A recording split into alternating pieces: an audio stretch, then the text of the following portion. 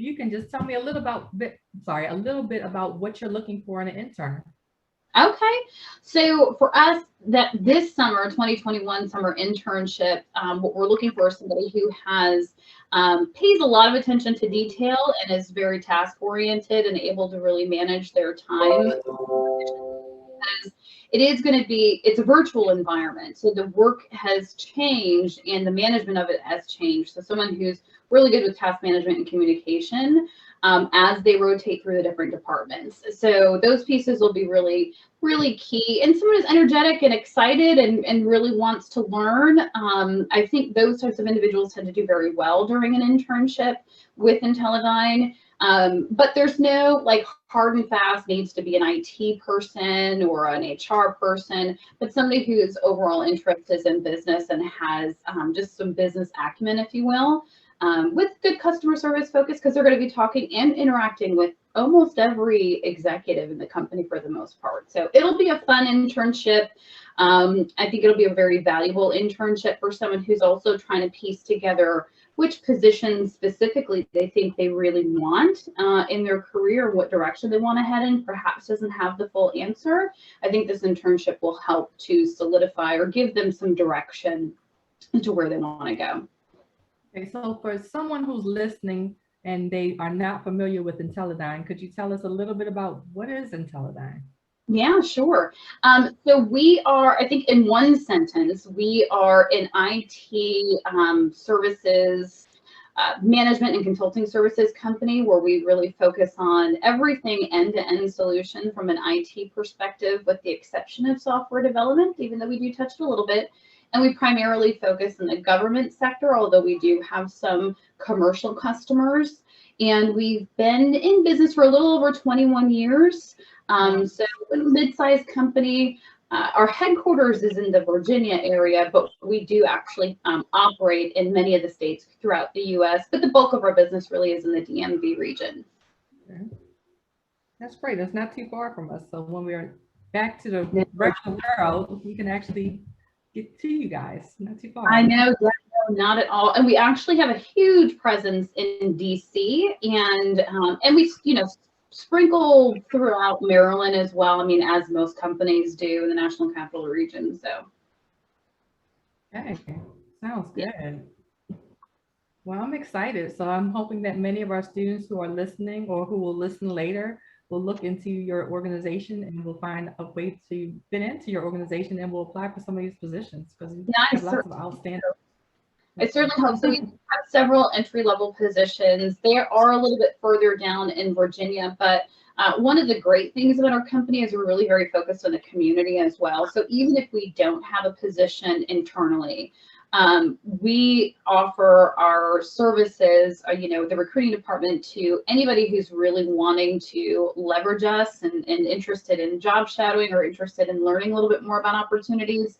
We're happy to take the phone call. We're happy to walk them through. We're happy to mentor. We work with many mentors every year, and the company is really great at, sponsoring us and allowing us the latitude to do that in addition to our day-to-day recruiting responsibilities. And even our hiring managers actually are really wonderful and have been really great about, taking an hour here or there to talk to students that are kind of questioning where they want their career to go. So it actually, from a community involvement perspective, has been, one of the most exciting places that I've been at, especially this size, because sometimes this size, they don't have the flexibility, but they make it a priority here at IntelliDyne to allow us and give us the latitude and encourage us to support the community. So even if we don't have a job, we're happy to help.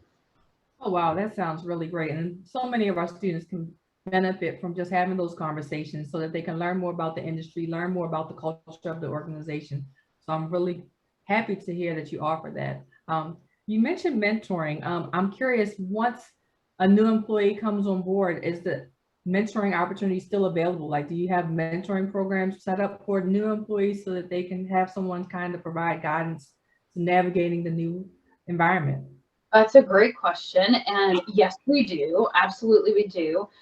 We're always trying to modify it and tweak it, especially now that sort of the environment has changed a little bit. But we We offer for all new hires, as soon as they come on board, we basically line them up with what we call a buddy, who is essentially their dedicated mentor for really the first 12 months. But the goal is that they develop a rapport and a relationship that spans the term of their employment. But we also have job shadowing programs and mentorship programs internally. So say you are interested in pivoting your career to a different department, we can always get you in touch through the job shadow and mentor program internally. We can always get you in touch with those business leaders in each one of those segments and work a program out, whether it be for half a day or a week, where we have, those really more fully defined mentorship programs, depending on where you want to go for all of our internal people. Oh, wow, that's great. It sounds really nice to hear that you really like to help your people grow and also encourage them to look for opportunities within the organization and encourage them to do so. So that's really great to hear. So it looks like you're really focused on encouraging folks to grow and we stay are with you guys. So we're very much. We actually also offer, because we want people to feel like they're growing both professionally and educationally, that we offer $5,000 a year in a tuition reimbursement that they can use to pursue further education or get additional certifications that may or may not be relevant to the current job that they have, but say they want to get into HR, for instance. We would, and they're in IT, they could easily pursue a SHRM certification that we would then sponsor. So they can really grow their career. We've had people that have been with the organization for 20 plus years, and for a company that's only been around for 21 years, it just goes to show we offer as much opportunity as you're willing to pursue. Wow, that's really compelling. You're making me want to log into your website to see what is the website? What is the website that I can go and learn about your opportunities? Yeah, so our website is www.IntelliDyne-LLC.com, and I'll be sure to drop that information in. I believe I may not actually have put our website down there, but my email address is listed in the presentation that we're getting ready to go through, and certainly at the end, that handle actually is our website address, so certainly anybody can go there. I will definitely be checking that out because it's very compelling. Thank you for sharing that. Absolutely. Although I will do a small shameless plug when we get into the presentation about the company. Really today, I wanted to make sure that we focused on something that was going to be beneficial for the students at all three colleges, that hopefully they can use this information as they're, beginning to, try to find new jobs in sort of this new world. Absolutely. Well, I'm looking at the time and we're just about approaching 12 noon. I see we have 8 participants on the call. Okay. So we'll give it a few more moments to get started. I would like to welcome those of you who have joined us, and hopefully you were listening to the comments that we were just sharing about IntelliDyne, and hopefully you took notes. There's some great opportunities within IntelliDyne that may be awaiting for you.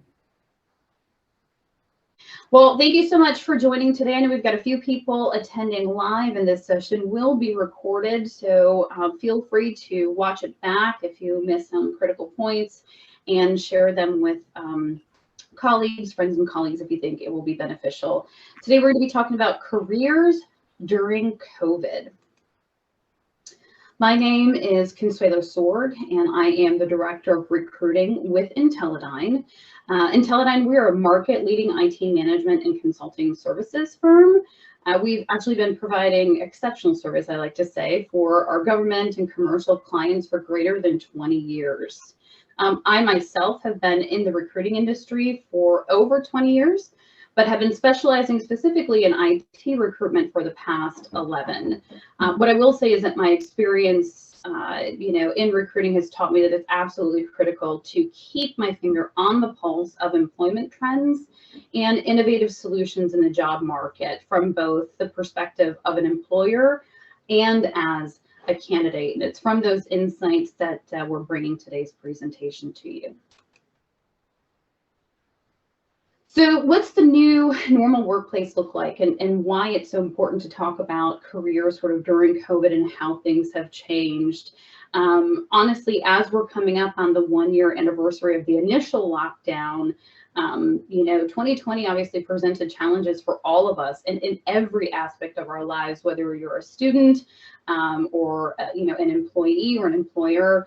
Really, the landscape of just about everything we do has changed. So what you'll see is there's obviously a lot of work from home scenarios, whether it's learning from home or working from home or trying to teach your children from home. And then as the year sort of shifted through, we also saw more of a hybrid solution. And frankly, if I was a betting person, I'd say that moving forward, we'll likely see a lot more of those hybrid scenarios where there will be a number of people working on site, or perhaps you balance who goes in or when you go in, and then working from home. This work from home scenario has also changed, you know, the water cooler talk that you know, we may have had when we were in the office to more of a virtual environment. So as you get into the workforce, you'll start to see more virtual lunches together, virtual happy hours, and things of that nature that will help to keep people connected. So with this new environment, we're going to talk through a couple, you know, 4 key areas, frankly, and it's which careers are on the rise as a result of COVID, frankly, which skills are in demand, how to strategically market yourself for those types of opportunities, highlighting those skills. And then last but not least, just some virtual interviewing tips that can be, honestly, they're relevant whether you're in person or virtual, but now the majority of interviews are really taking place in a virtual way. So we want to make sure that we leave you guys with some good actionable data that you can take with you. So careers on the rise during COVID. What you see here, actually, this is a collection. This top 15 is a collection of the top 15 most in-demand jobs in 2020 and 2021, based on a recent study actually completed by LinkedIn. So this information, I can certainly share the link after this call with anybody who is interested to take you to the direct report that LinkedIn put out. But this is really great information and is certainly super indicative of where we're at. Before I kind of jump in, and we'll talk a little bit about each one of these, but before I jump into them, the first thing that really kind of jumped out to me is the impact of you know, COVID, frankly, and the change that we're seeing and experiencing as a country, and the rise of the workplace diversity expert position. In fact, in the last year, actually, it grew over 90%. So the demand for these types of professionals certainly increased exponentially. One of the other things that actually popped out to me when I was looking at this at first is the number of positions that are actually tied to IT in one way or another. The first position that you see here is fulfillment and frontline e-commerce positions. This segment saw a 73% growth of year over year. So literally over 400,000 jobs are available right now in this space. And that can be, I mean, that's really a collection of everything from package handlers to personal shoppers to e-commerce owners. I also put on this slide, you'll see notable mentions, and one of those positions is entrepreneurs, where you're seeing an explosion, frankly, of entrepreneurs does happen to also be in the e-commerce space, so it ties very nicely. Second on the list, and not surprising either, was a loan and mortgage expert. So the mortgage and loan experts, what we're seeing is obviously with 2020, there was lower interest rates. People were spending more times in their home. And so if they didn't have enough space and they were living out in cities, there's a lot of folks moving out of cities. And then with the payment protection program, we really saw that this space really was impacted in a positive way in terms of growth. There was a 59% increase, and these roles are everything from underwriters to mortgage loan officers. Obviously, there's some experience that you have to gain here, but even the entry-level positions on the loan and mortgage expert side have seen growth, and pretty significant growth. Let me go back. We've got the healthcare support staff, again, probably not surprising based on where we're at. You know, as a country and across the world, these positions really are everything from, you know, entry-level pharmacist technicians to home health aides, dental assistants. Really everything in healthcare has grown and will continue to grow. We've always seen sort of an uptick in healthcare professionals on the nursing side, and so obviously they're on this list as well, and that was no surprise. But this is a really great place to kind of direct your attention from an opportunity perspective, and not every single one of those roles really requires you to have, you know, direct healthcare support. A lot of this is ancillary support staff as well. Number 4 on the list is business development and sales professionals, and I'll try to go through these really quickly, but the ones that are very important, I think, have a great deal of opportunities in the marketplace right now, I obviously want to highlight. So the BD and sales professionals, these roles actually grew 45% in the past year, and that's everything from sales consultants to, you know, sales assistants, inbound, you know, that kind of thing. And some of the key skills here is really customer service and like customer retention. But these positions, obviously, as the environment really changed and people moved to more of an e-commerce type of sale, a lot of brick and mortar facilities and sales locations experienced a loss in sales. And so they had to figure out, how can we pivot our businesses in such a way that leverages where we're at currently as an economy? And so as a result, you'll see a lot more business development and sales professional roles. More of the inside sales type positions have grown. As I mentioned earlier, the workplace diversity experts, and we're going to talk about this one just a little bit more at length, so I can talk to you about the types of opportunities that you can pursue in this arena. So workplace diversity experts, the job titles that you'll see in this space are everything from a diversity coordinator to a diversity manager or diversity officer, depending on the organization. They title it a little bit differently. And then heads of diversity. These are great opportunities. The compensation is really very fair, and there's lots of room for growth. Many organizations saw the need in their own companies to really build out a more formalized plan and a more formalized structure around workplace diversity. So this is a great place for you to pursue your career if you have an interest. And right now it is just such a booming opportunity. So certainly if it's something you have an interest in, this you know, this is definitely the time. Additionally, you know, as I mentioned earlier, some of the IT positions, digital marketing professionals is really an IT profession. You'll see down on the list a little bit further, digital content creators, and then I think 11, 13, 14, and 15 are all IT related professionals. And so there's a lot of different directions you can take IT. Marketing professionals historically have kind of been in an office setting, and there have been a trickling of digital type marketing professionals, but now there's such a huge drive for those individuals. Again, not surprising if you look at number 1 on the list being kind of e-commerce. So this is also a really great space to pursue opportunities. 7, nurses. I can tell you 20 years ago when I first started recruiting, I started recruiting in the nursing space, and nurses have always been in high demand, and it's only increased, I think, greater than 34% this year. So it is also another really great place to go and grow your career. There will always be demand, and there will always be opportunity. Interestingly enough, I had not anticipated the personal coaches to land on this list, but they did actually, and they had a huge growth this past year. Specifically, people were looking for, as they, you know, not surprisingly, I guess, people no longer going to gyms because gyms were closed for a good portion of the year. So people were looking for personal fitness coaches that could provide coaching, fitness coaching online.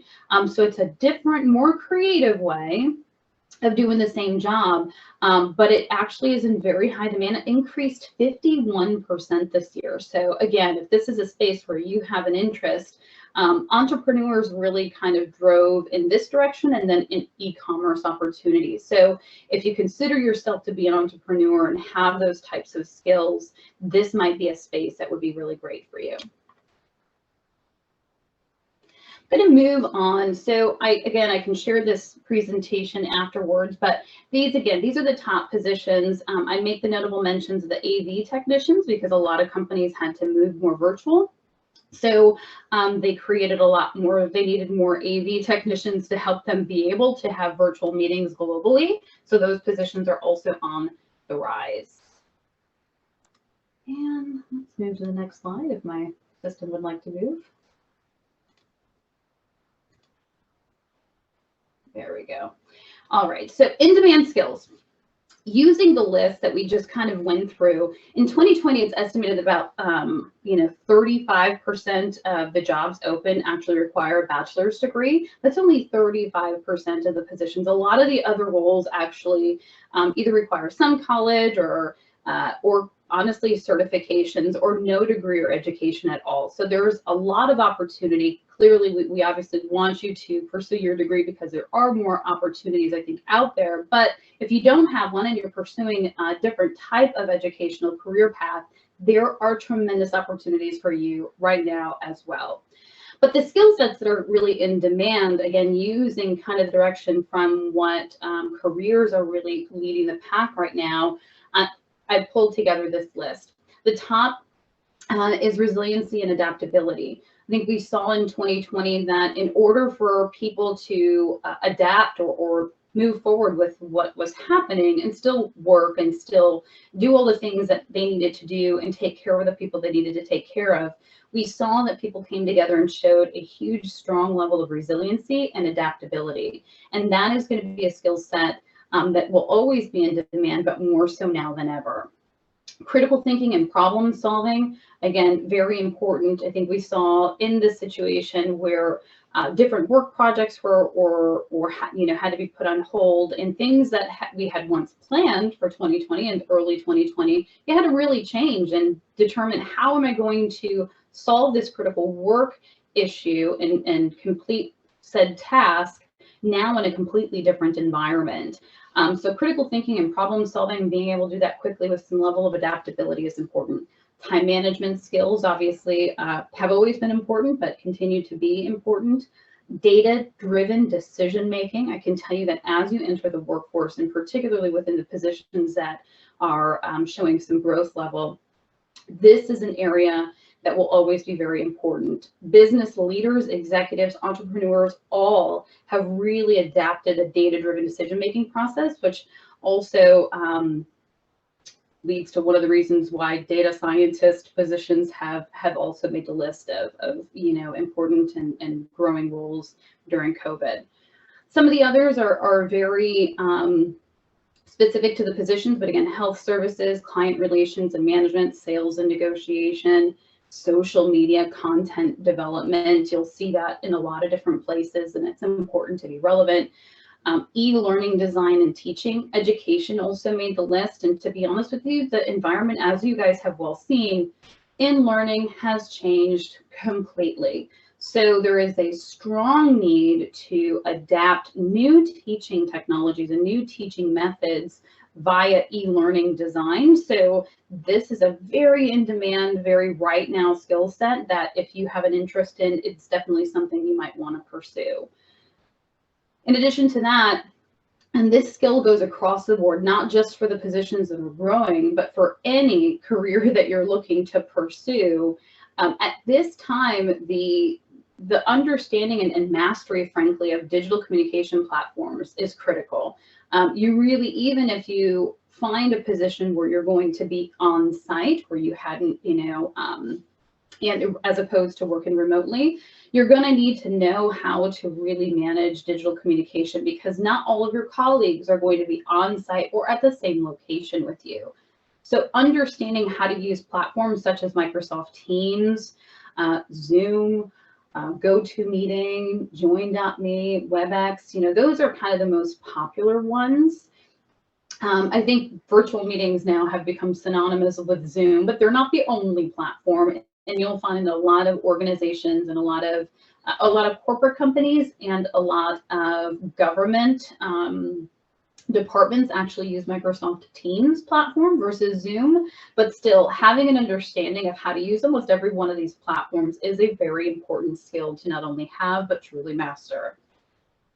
Additionally, as I mentioned earlier, while not every single position that is leading the pack, if you will, for opportunities during COVID require a degree or some level of education, certifications is still very important, especially in the national capital region. If you're here and you're looking to stay here after you graduate or after you finish your educational pathway, here in this region, there are so many government contracts or government related or government federal agencies, companies that support the government like ours as a consulting service, and they require certifications. Almost regardless of position, you can basically expect that you're going to have a certification requirement. So I've listed here the most popular ones that you'll see, but certainly you're going to want to dive into the job itself that you're interested in and what certifications are required there. But I added this here just because obviously it's very important for the national capital region, and it's certainly worth taking a look at. So now that we know which positions are growing, what skill sets are most in demand, how do you strategically market yourself now in this new environment? It's not as if you can go to a work function with a friend of yours and meet some of their colleagues and hopefully land a job that way. So you have to really think about how are you going to market yourself in a very virtual world. So we've put together a list here of some of the things that are probably most relevant. There are definitely additional, tricks, if you will, and certainly I'm happy to go through those. But these are the ones that you'll really want to remember. And if you remember nothing else from the presentation today, please take away the first bullet, because it's going to be critical for you regardless of the position that you're looking for as you're entering the job market. You have to manage your brand. So what I mean by managing your brand is you don't have to be a social media influencer to really need to know what the internet is saying about you. So the first thing I would tell you to do is Google yourself. See what's out there, see what comes up, because I can tell you that I think it's 87% of recruiters at the very least use LinkedIn to check out a candidate's profile. But then there's a percentage above that that go above and beyond that and actually do a Google search and they try to see what comes up. So really manage your brand. You want to know, what is out there about you, because you can't necessarily always control that story. So it is important to manage that brand and make sure you know what's out there, make sure that you can control that message. Make sure that that's, your LinkedIn handles, even your email handles will really say a lot about you. So definitely, like I said, manage your brand. If you don't remember anything else, please take that away. You also want to research the jobs. So after you've really determined where you want to take your career, and hopefully you're looking at some of those careers that are in demand now and will very likely continue to grow, you want to understand which positions are there in that space, okay? And once you've decided that, you can look online, find different job descriptions, and then you can really get a taste for, okay, well, I think this is the type of job that I want. And it looks like these types of companies or these specific companies do a lot of hiring in that space. So you go from researching the job to then researching the company or companies that you think you might want to work for. And when I say research, I mean do it as if it is a school assignment, because it is important for you. You really want to understand the company that you will potentially be joining. So read press releases, go to Glassdoor, look at Indeed, look at LinkedIn, see what their current employees and what their previous employees are saying about them. What's important to think about here is you're looking for trends. Every once in a while, you'll have a disgruntled employee who might put something out about a particular company, and they might just be very angry with a particular manager for one reason or another. And so with that, we kind of take it with a grain of salt. But what you're really looking for are trends. So the trending is really important. Once you've done that company research and you've got the jobs, you kind of have your little short list going, then you really want to understand the culture and the values of the organization. Because what you might find is that while it looks like a really great job, it looks like a really great company, perhaps their values don't align with your own. And that's important, because I often say that there are no bad employees or bad jobs or even bad companies, really. I think everyone kind of tries to do the best that they can do and be the best that they can be. There's usually just bad alignment. And so understanding the culture and the values before you even apply for a job really is very helpful. A couple ways you can get that information is not only from the research that you would have already done through Glassdoor and Indeed, but you also got to go to the company's website. I mean, they put out there what they want you to know, what they believe their values are, or at least what they're trying to, what they're working towards. So it is important to definitely visit the company's website. And then these next three pieces are sort of, I say, like the secret sauce to finding that job.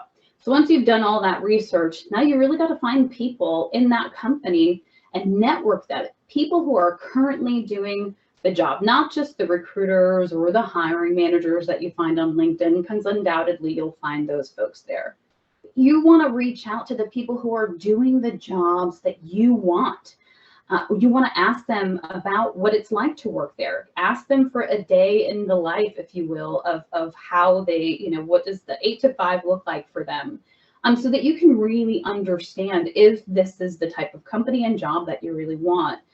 You'll find there's a subset of employees that actually does this really well. Dentists actually tend to reach out to existing dentists to see whether, before they even go to school, to see if they could shadow them for a day or have at least a long conversation so that they understand what it entails before they spend all the money to pursue that that career path. So it is important. What's really great is once you reach out to people and network with existing employees of the company that you want to work for, they become your advocates, assuming you're able to create some positive rapport, but they become your advocates. And then next thing you know, they're referring you internally for jobs, and you become not just somebody applying for a position, but you become an employee referral. And many, many companies put priority on employee referrals above all else. So it is important that you take this step. It's an extra step and it takes a lot of work to network, but it will pay dividends. Then next is having 2 to 3 relevant resumes. You just kind of want to tailor your resume so that you have them handy, so that you can apply for the relevant positions specifically within the companies that you want to pursue. And then becoming a keyword master. And what I mean by keyword master is most companies have what's called an applicant tracking system. And that applicant tracking system has a really creative algorithm that helps to prioritize applicants for each one of the positions. So the more relevant keywords you have in your resume that are tied to the actual job descriptions that they have listed in their applicant tracking system, the higher your relevancy will become. So the higher up on the list you will land. And that's really what you want, because the truth is, there is an average, and this is actually a recent Glassdoor survey that they put out. But for every corporate job, it attracts about 250 resumes. Of those resumes, of those candidates, only 4 to 6 of those individuals actually get called for an interview, and only 1 is going to get the job. So the more you can differentiate yourself, the more you can be strategic about your approach and strategic about how you market yourself, the higher the probability of you getting that job is. And I added this little note in here: an average amount of time to find a job is 24 weeks. That's actually from the Bureau of Labor Stats, which came out this past November. Do not get discouraged. Finding a job is a job. It takes work, and you are going to get out of it what you put into it. So make sure that knowing this stat, I think, helps you to dust yourself off a little bit, but it also helps to kind of keep you motivated. But as long as, like I said, you're strategic about your approach, you should be able to land that perfect job for yourself. I'm trying to click through. Sorry, guys, it's a little slow. All right. Last but not least, as I promised, we talk through some virtual interviewing tips. Now, I have a really great, super cute video that we put together right at the beginning of COVID to help folks as they were adapting to a virtual model of interviewing, and I'm happy to share that later. I do have a 1-pager also that goes into each one of these 7 steps into further detail, but at a very high level. These are the virtual interviewing tips that I highly, highly recommend. The first is to test your technology. Now, you may be a Zoom expert, but you may never have used Microsoft Teams before, and you're going to want to make sure that you test that out before you start. But then some of the fundamentals really is, do you have a computer? Are you going to be accessing this interview from your computer, or do you have to use a tablet or your cell phone? Regardless of the platform that you use, you need to make sure that your video camera and your microphone are working. You also have to make sure that you have reliable internet connection. And if you have headphones, I recommend you use the headphones. It just kind of helps to block out any ambient noise. So make sure you do that and test with a friend. One of the other things is actually not on the list, but is important to do before you even do any of these other 7, is to tell anybody else in your home or the place where you're going to be taking this virtual video interview that you're going to be on an interview, so that you can, hopefully limit some of those distractions. But first, test the technology. Then 2, dress appropriately. However you would show up to an interview in person is exactly how you need to show up to a virtual interview. Dress for the job that you want. And make sure that you present yourself as best possible. It is far harder to build rapport virtually than it is in person. So this piece is super important, making sure that you're dressing appropriately. Also, setting the scene, right? So number 3 we have listed here is setting the scene. It's really important to know what's happening behind you and to really make sure that you are dedicated. I always recommend, listen, if you can get a blank background, like my background, I don't know if you saw it, is a brick wall, but if you have a white wall, that's great too. Really limit kind of distractions. That goes into number 4 as well, but limit the things that can draw the interviewer's eye to them, because you want the focus to be you, okay? Limiting the distractions, I've talked about this a couple of times, because this is the piece that we often see. We often see interruptions. And I know we've all seen the video where it's really cute and funny that the person's kid comes in the middle of an interview, and that happens. Can't always, control a 2-year-old. I understand, because I have one, but do to the best of your ability, try to limit those. 5 is prepare. I talked ad nauseum almost during the previous slide about how much you need to market yourself and prepare, but it takes preparation. Finding a job is a job, making sure that you're prepared and you're ready to talk to them about that position. Have the job description handy, your resume, and be able to speak to how you are going to be the best qualified person for that job. 6 is body language. While it is obviously important to manage your body language when you are in person, it's a little bit easier to do, right? Because you shake your hands, you're making eye contact. Virtually, it's much more difficult to do. So from a body language perspective, remember to still smile, to seem, you want to seem engaging and inviting. And I'm going to ask you to do something that's actually not very comfortable for you, but I'm going to ask you to, while you're interviewing, look into the camera. It's really hard to do because your eye is going to be either drawn to the little square of yourself that you have on the screen or the square of the interviewer, which is fine. You can kind of navigate between both, but from time to time, look into the camera, because that is the only way that you can make virtual eye contact, okay? And then last but not least, follow-up. Follow-up is important to do, whether you've had an in-person interview, whether you've had a virtual interview, whether you've made just a simple connection and you just want to thank the person for taking the time to talk to you. But this does not happen nearly enough anymore, and it can truly be the differentiator between you getting an interview and not getting an interview. So make sure that you follow up, or it could be the differentiator between you getting a job and not getting the job. So a quick email is sufficient, but make sure that you do that. You send the email and highlight any key areas that you felt that perhaps you weren't able to highlight as much as you wanted to during the interview, or perhaps when you're thinking back on the interview, you think to yourself that it didn't go as well as you wanted it to go, but you still feel like you could do that part of the job. And it gives you an opportunity to emphasize, perhaps I didn't, describe very well how I could answer that or how I can meet the need in that particular area. So the follow-up is a really great opportunity for you just to reinforce your qualifications for the job. And that's it for today's Careers During COVID. Hopefully you found this information to be very valuable. I know we're running right at 30 minutes. I think I'm going over a couple of minutes, to be honest with you, but I've listed my email address here. Certainly happy to answer any questions that you might have. And, if you're looking for a little bit of mentorship or coaching, or perhaps you're preparing for an interview and you'd like to just do a mock interview with somebody on our team, we would be happy to do that. I did list questions here as well, and I'm not sure that it is, there's enough time, but wanted to at least offer up my email so that we can follow up if needs be. Thank you so much. Sina? That was amazing. I learned a lot myself. So thank you both so much for being available today and providing this great information. For those of you who are on the call today and who may want to listen to this again, this will be recorded and posted on our YouTube station. So we will put that information out a little later today.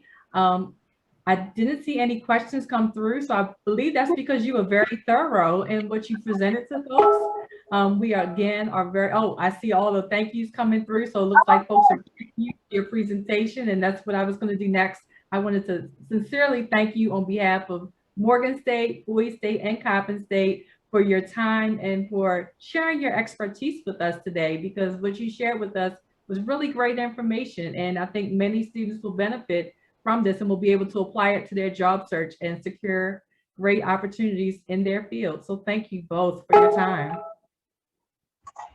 Well, thanks for having us. Thank you. And I was lingering around just a little bit longer to see if any questions came through, but I don't see any questions.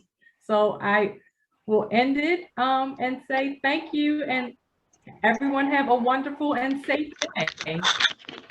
Oh. Have a good one, everyone. All right. Bye-bye, everyone. Thank you.